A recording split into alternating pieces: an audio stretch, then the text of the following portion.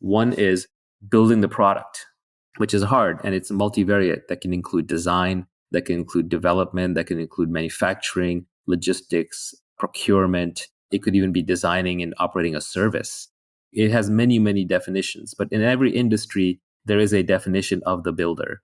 In our tech industry, that's the CTO, it's the programmer, it's the software engineer, hardware engineer. But, even in like a laundry business, it could be the person who's building the laundry service, who is making the trains run on time, who's making sure all the clothes end up in the right place at the right time, and so on. Then the other side of it is the sales side. Again, selling has a very broad definition. Selling doesn't necessarily just mean selling individual customers, but it could mean marketing. It could mean communicating. It could mean recruiting. It could mean raising money. It could mean inspiring people. It could be doing PR. So it's a broad umbrella category. So generally, the Silicon Valley startup model tends to work best. It's not the only way, but it is probably the most common way. When you have two founders, one of whom is world-class at sales and one of whom is world-class at building. An example is, of course, Steve Jobs and Steve Wozniak with Apple. Gates and Allen probably had similar responsibility early on with Microsoft.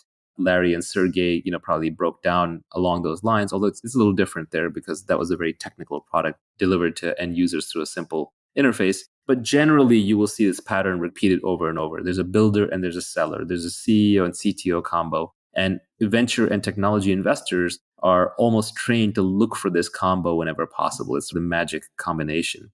The ultimate is when one individual can do both. That's when you get true superpowers. That's when you get people who can create entire industries. The living example is Elon Musk.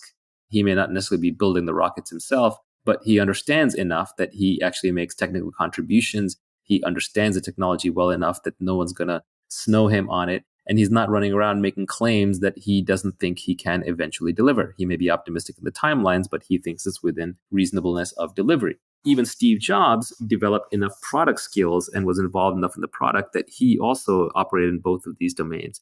Larry Ellison started as a programmer and I think wrote the first version of Oracle or was actually heavily involved in it. Mark Andreessen was also in this domain. He may not have had enough confidence in his sales skills, but he was the programmer who wrote Netscape Navigator, a big chunk of it. So I think the real giants in any field are the people who can both build and sell. And usually the building is a thing that like a salesperson can't pick up building later in life. It requires too much focused time. But a builder can pick up selling a little bit later, especially if they were already innately wired to be a good communicator. Bill Gates famously paraphrased this as, I would rather teach an engineer marketing than a marketer engineering.